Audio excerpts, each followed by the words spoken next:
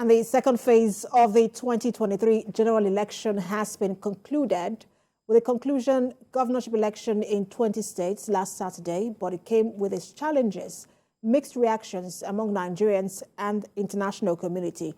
I am Precious Amayo, and this is Standpoint. Elections are part of a democratic cycle since 1999, when Nigeria got back into democracy.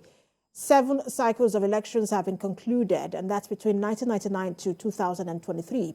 Now, for every election comes with its challenges. The winners and losers and always submit themselves to the electoral process, which also involve the judiciary, where they contest whoever wins the election. Issues bordering on vote buying, voter intimidation, rigging the electoral body, and its logistics challenges are also rife in our electoral process. But how do we as a nation overcome this, even after 24 years of uninterrupted democracy? And we're still, and all of these issues are still a cause for concern. Joining me to talk about this is a policy analyst, a strategist, and the Group CEO, Global Investment and Trade Company, Baba Yusuf. Good to have you join us. Thank you for having me, Precious. And we also have Gabriel Nwambu of the Center for Credible Leadership, both of them joining me virtually. Good to have you join us. Thanks for having me. Good afternoon. Good afternoon. Mr. Nwambu, let me start with you, because I know that you were one of the election observers for this particular election. I just want to quickly get your thoughts on how the process played out, whether from the presidential to the gubernatorial. Thank you so much. The Center for Credible Leadership and Citizens Awareness, for which I work for, deployed 3,500 observers across 19 states of the Federation. And we observed the presidential and National Assembly elections on the 25th of February. And on the 18th of March, we also observed the gubernatorial and state assembly elections, respectively. However, we observed across the country, the distribution of sensitive materials, the movement of sensitive materials to the local government, from the state level to the local government, and then to the rack centers for onward distribution to the polling units, as the case may be. The election has come and gone, but there were some critical observations we noted, during these both elections. Yes, in terms of logistics, INEC was able to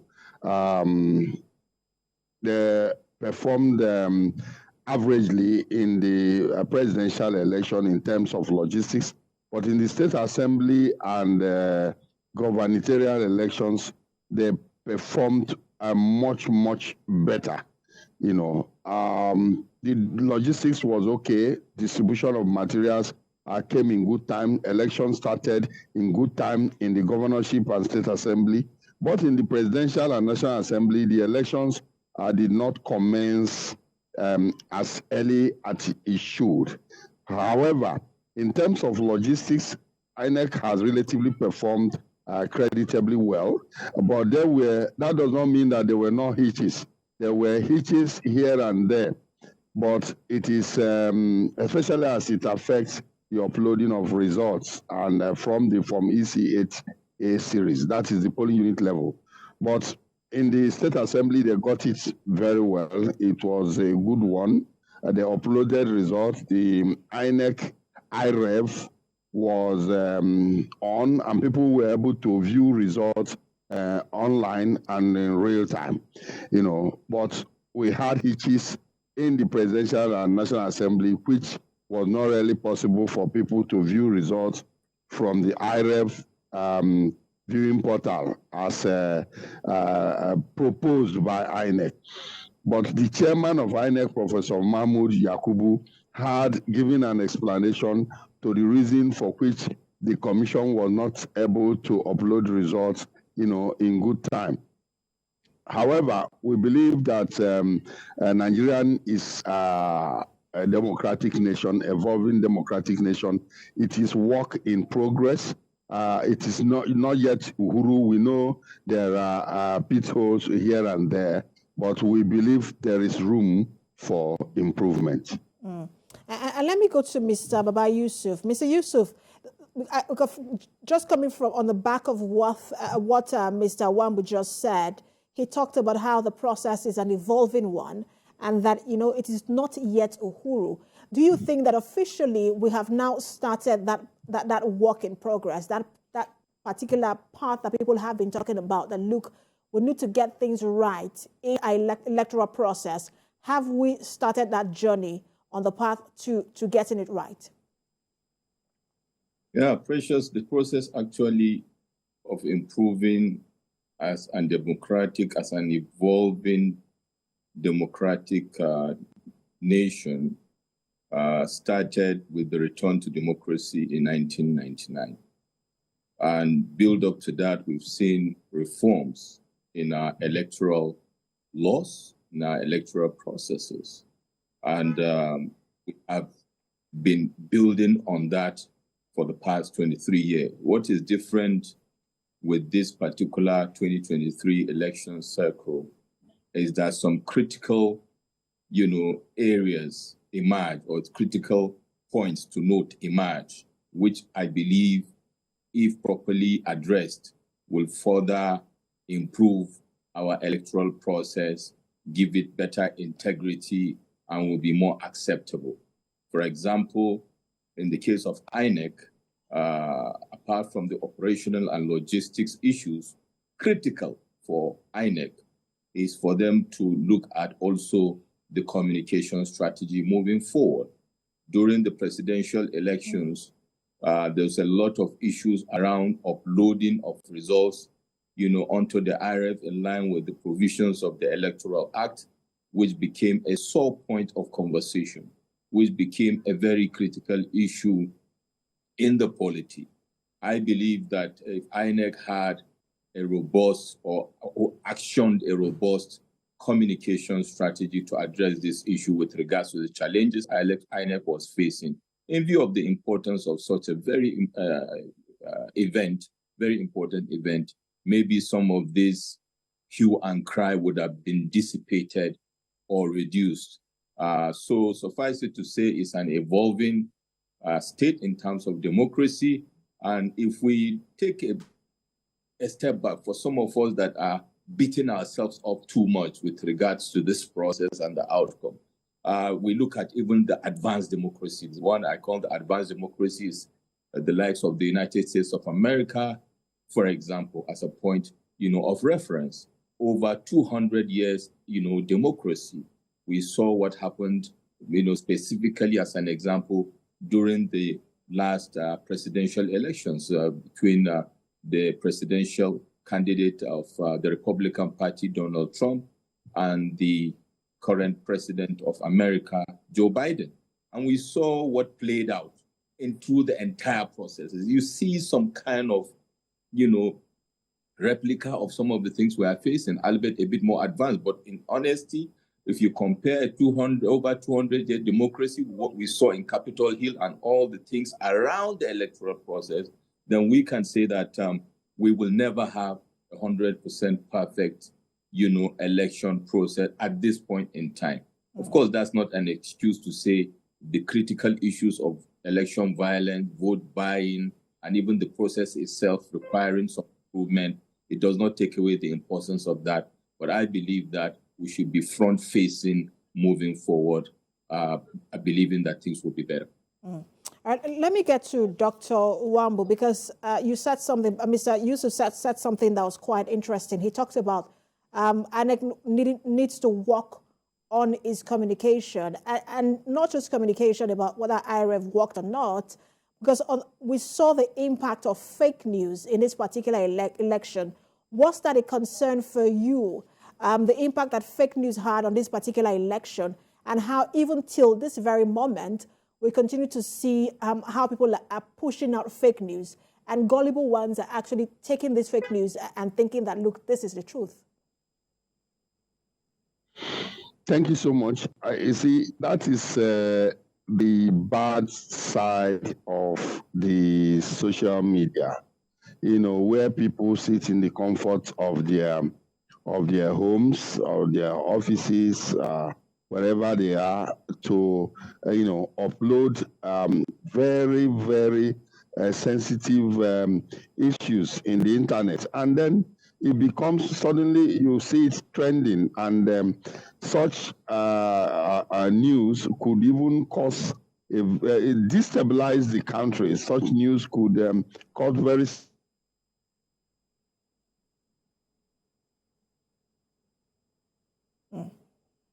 We seem to be having network challenge there with Dr. Nwambu. I want to be sure, Dr. Nwambu, do we have you?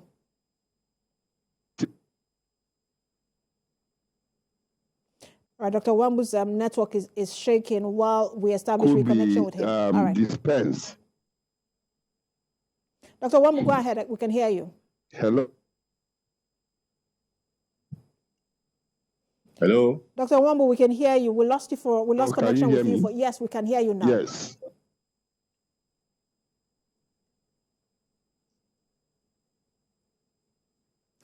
All right, so let me go to Mr. Baba Yusuf, because it looks like Dr. Nwambu's network is a bit shaky.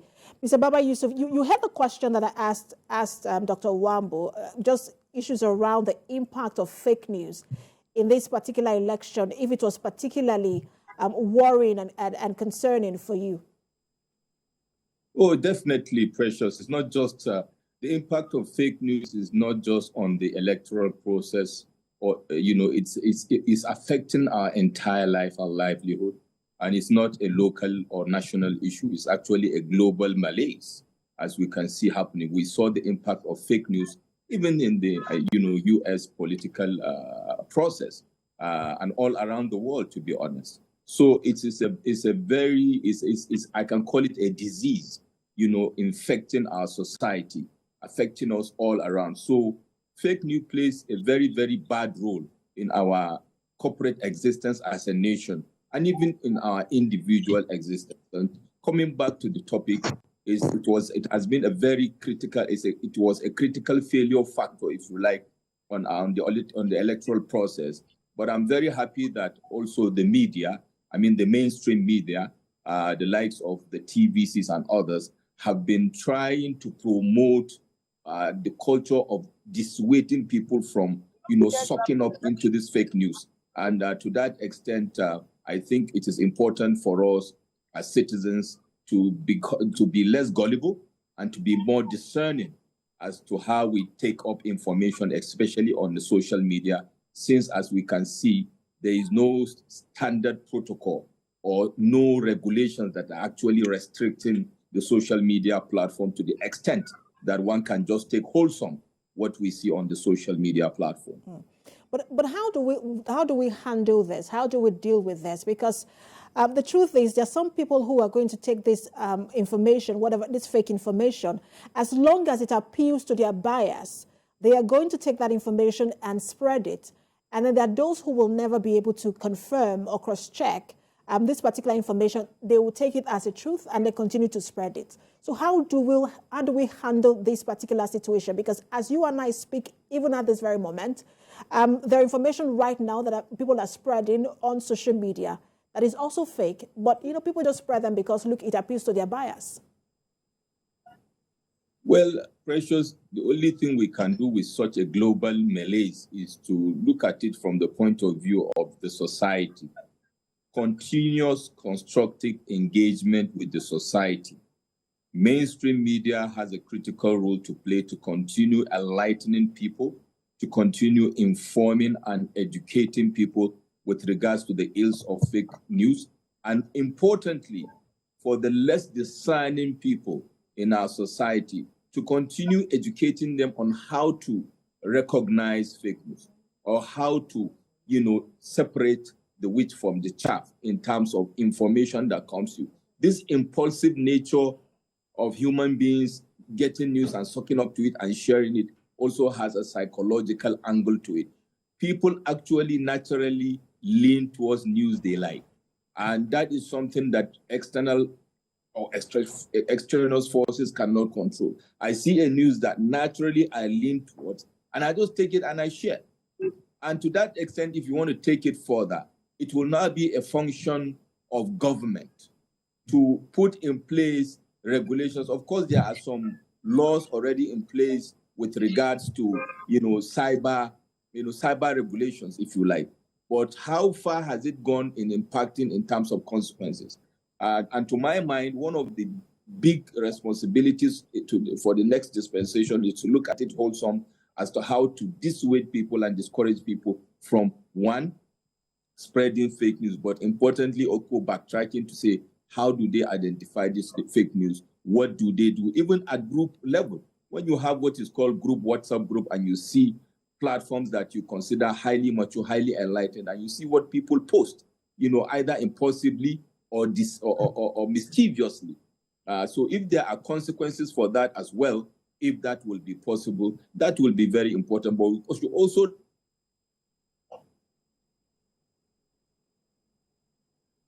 to be able, and to that extent, to be able to, take it head on, as important as it is, because we have conspiracy theorists, we have anarchists, we have the fifth columnist who have made it a job and a project to deal with this issue.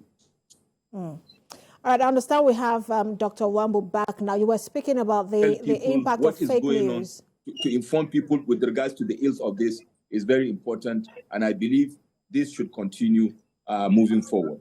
All right, Mr. Yusuf, we have Dr. Nwambu back now. He was speaking on this particular issue as well, the impact of fake news on this election. Dr. Nwambu, you can finish your thoughts. Yes, I did say that one of the advantages of social media is ability to connect to people, with ease.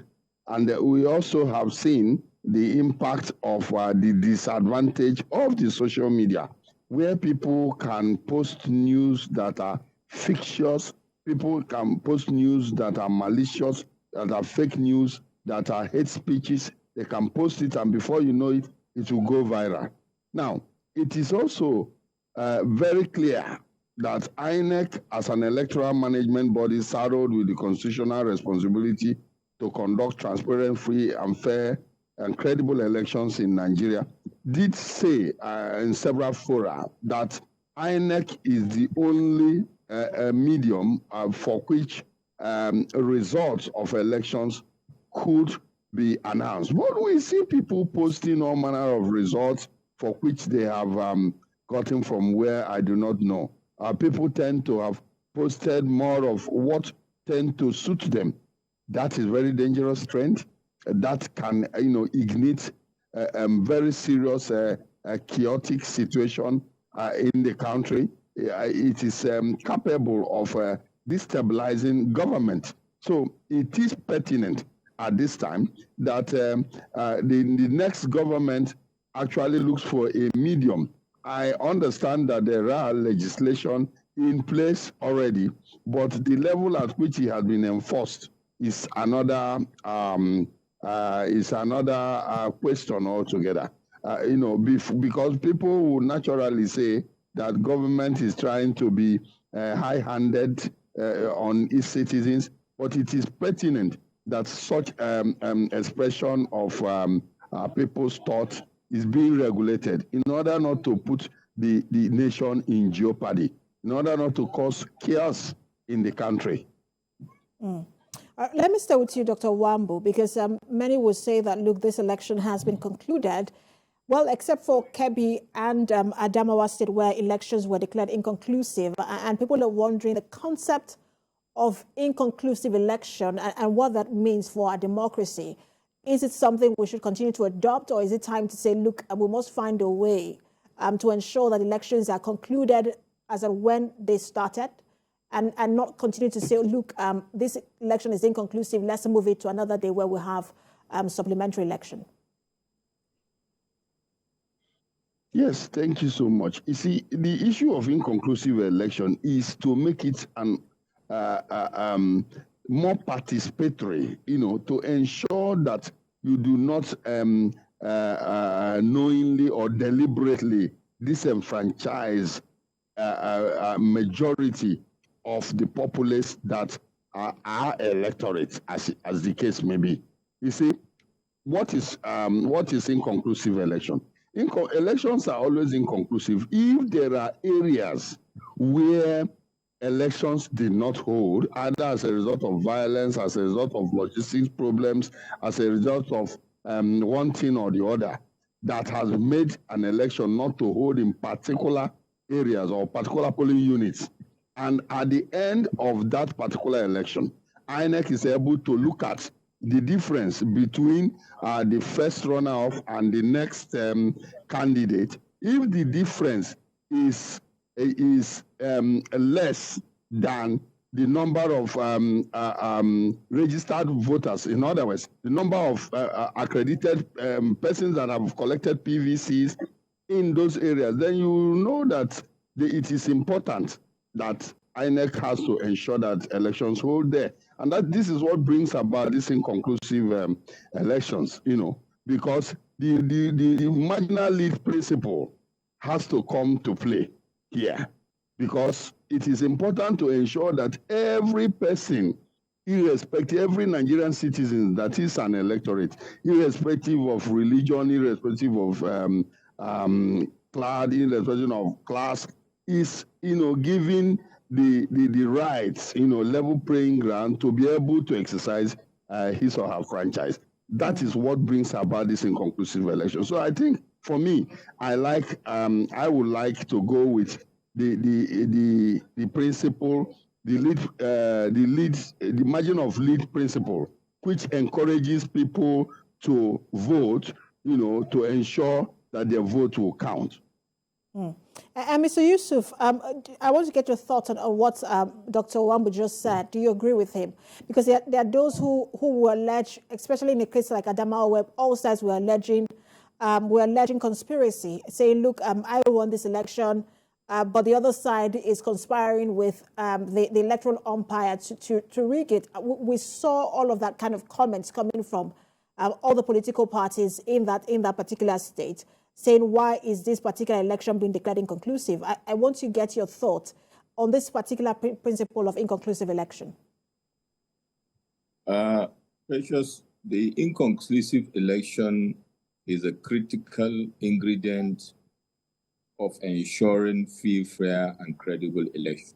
Because if that does not happen, when it happens in the situation it happens, then a chunk of the electorate will be clearly disenfranchised. And therefore, it is important when you get into that, what I call electoral logjam, you allow and declare it an inconclusive, situation for us to have another day where elections will hold, to ensure that the process is properly exited. And if that is a provision recognized by the Electoral Act, recognized by the enabling laws of the electoral process, then so be it. So long as it is done in a way and manner that it does not cast the shadows of doubt or gives it that coloration that makes people to now move away from it and say there shouldn't be an inconclusive declaration of an inconclusive election. And that is now a function of the electoral players. And it is within their rights to say whatever they want to say. But now, for INEC, it is important for them to, one, ensure the process is followed to the letter, ensure there is transparency in activating or actioning the process. And that is what will reduce the hue and cry or the suspicion that an election is declared inconclusive in order to favor one party or the other. And that is what should be. But inconclusivity of an election when declared, if declared, within that situation, as within the realm of our electoral process and act, is an okay situation. Otherwise, what you have is a worse situation, that because there will be a lot of litigations that will come that will now pull people back with regards to that particular elections, which would have been taken care of if the election is declared inconclusive and exited properly. And staying with you, Mr. Yusuf, apart from Kebbi and Adamawa, many would say that, look, this election has come and gone in the sense that we have concluded elections, even though we know that there are litigation that may arise from this particular election. But let me ask you, a lot of people would say perhaps the biggest task before the president-elect at the moment, Bola Ahmed Tinubu, is a task of uniting the country. Where do you suggest he begins? The good thing is the president-elect, Asiwaju Bola Ahmed Tinubu, in his acceptance speech was very succinct and clear with regards to his recognition of the need to heal the country. And that, for me, is fundamental. And taking it further, in his rhetorics, in his narrative, in his discussions, and also the action points, the next steps action points he's going to take are very critical. Another very good observation, which indicates that he has started moving in that direction, is his discussion around issues of recognizing competence without taking away the importance of national character and recognizing our, diversity. So we will see how it plays out, for example, in the case of appointments into public office, in terms of the promises and his concept of restructuring the nation along the lines of healing the country, in issues to discuss, particularly to address the issues of our diversity with a view of bringing more harmony and unity in the nation, will engender confidence in the polity and will bring more peace and harmony for the progress of the country. Importantly, also, is deliverance of good governance over and above, political rhetorics, across the nation, without giving undue favor to one region or the other. I believe that the president-elect will be able to do that, from his antecedents. I hope and pray that he will be able to action out at that national level that he's going to as president-elect. All right, let me turn to Dr. Nwambu. Many would say that perhaps, because Mr. Yusuf earlier was talking about diversity, many would say perhaps this is the most diverse National Assembly we'll have when they are inaugurated in June. That's the 10th Assembly.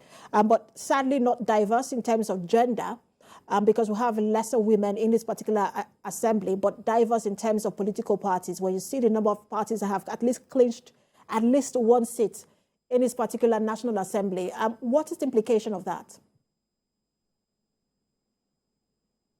Well, the National Assembly is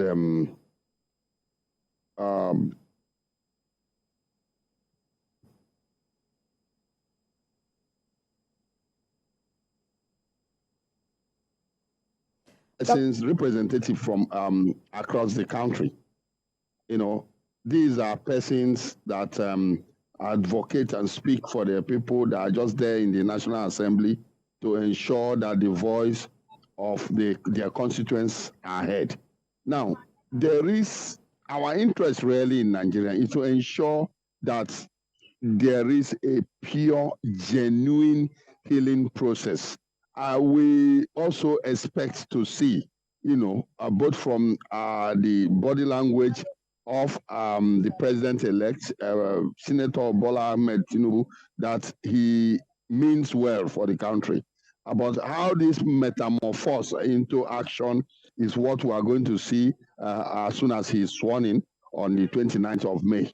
But from his body language, it is very clear and very, very, very imperative that he employs the real healing that we all expect in the country, with reference to instilling the pure federal character principle, ensuring that there is equity, fair play, and balance, and ensure that the country is managed fairly based on the principles of the rule of law. But what should the relationship, or what would the relationship between the executive arm of government and the legislative arm of government mean for governance? Many would say, look, there is a thin line between a rubber stamp assembly and a politically unstable assembly that becomes a clog in the wheel of progress for the president, like we almost saw in 2015 when the APC did not get the leadership of the assembly that it wanted. What would the relationship between these two arms of government mean for governance? Yeah, you see, what is going to happen in the 10th Assembly is we expect to see a very cordial relationship. First of all, the ruling political party for which the president-elect belongs, is going to have a very robust and good relationship with the president, because first of all, it is that political party that has won majority of seats, both in the red and the green chambers, respectively. We also expect now that the president-elect will now, ensure the cordial relationship that would, that will help his administration to roll out people-oriented policies that will ensure that Nigeria once again becomes one. Nigeria once again will love themselves, irrespective of creed, irrespective of religion, or irrespective of the status of the individual, as the case may be. So what we look forward to see is a very cordial relationship. I do not see possibility of the president-elect having hitches, because his political party for which he belongs already controls or has already won majority of seats in both the red and the green chambers, respectively. Mr. Yusuf, let me get the final word from you on this. Do you share the optimism that Dr. Nwambu has in terms of the cordial relationship, or the relationship rather, that will exist between the executive and the legislative in the next administration? I share the same view with slight, what do I call it now, caveat, that mostly when you have a majority, in the legislature that is situation we have currently, there is also the tendency, going back to your question, I think your question is the tendency of having a rubber stamp legislature versus a legislature that will become a clog in the wheel of progress. Now it's a catch-22 situation. However, what is important to note is that the president, the character and the person of the president and his vision for the country drives the interagency, or if you like, the principles of separation of powers, in terms of the modules of governance, judiciary, legislature, and executive. A leader that is front-facing, that is visionary, and that is, that has the mastery of engagement and negotiation, will have a robust legislature that can take up the president on critical issues, but it will not completely, spoil the relationship to the extent that will have what I call almost a comatose legislature, or a legislature that is counterproductive to the overall progress of the country.